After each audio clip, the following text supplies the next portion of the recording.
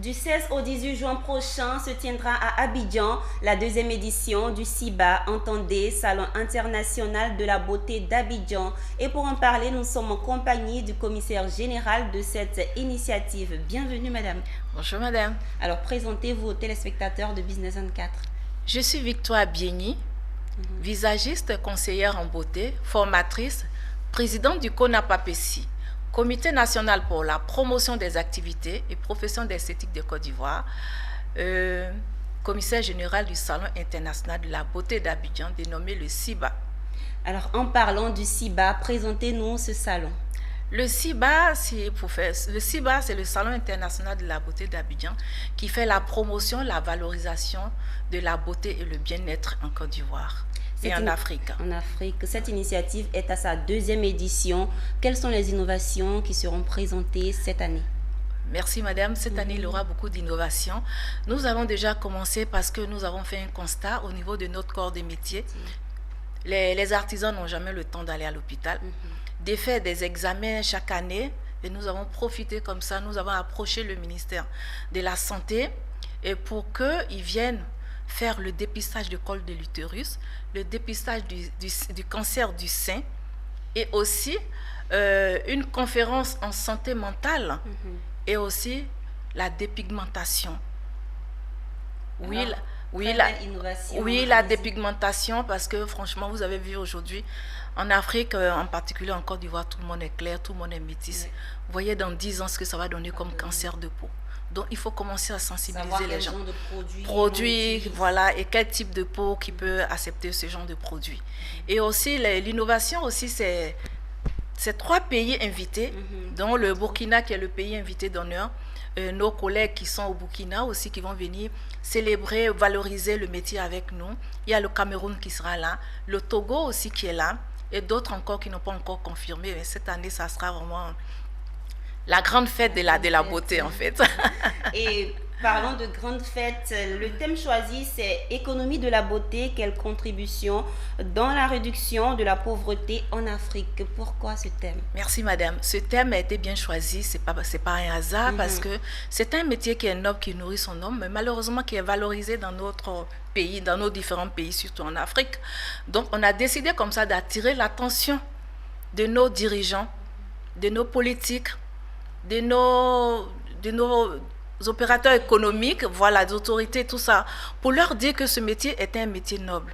Donc, je fais un petit regard au ministère de l'enseignement technique et de la formation professionnelle. Souvent, il y en a qui ont les BT et tout, mais on ne sait même pas où les envoyer. Pourtant, il faut les diriger dans ce corps de métier. Mais d'abord, avant de le faire, il faut assainir le milieu, voir les formateurs qui forment, qui on forme. Et en cela, c'est pour cela que vraiment nous... Et comment on forme? Et comment on forme? Dans quelle situation on forme? Donc, l'un mis dans l'autre, franchement, c'est pour ça qu'on a mis l'économie de la beauté, parce que l'artisanat est lui-même le centre d'une économie dans un pays. Dans tous les coins de rue, vous allez voir, sur cette rue-là même qui est juste là, vous allez voir au moins 15 artisans. Vous êtes d'accord avec moi? Mais comment les organiser pour qu'ils puissent vraiment être dans le formel et sortir de l'informel pour pouvoir vivre de son art. En tout cas, tout le monde est concerné par ce salon. Et voilà. Combien de participants vous attendez? On attend près de 5000 participants. Près de 5000 participants et plus de 45 stands, plus de 45 exposants. Près de 45 exposants. Et à ce salon, il y aura des défilés de coiffure, d'esthétique, de maquillage artistique, des défilés de mode et bien d'autres, des démonstrations, des formations.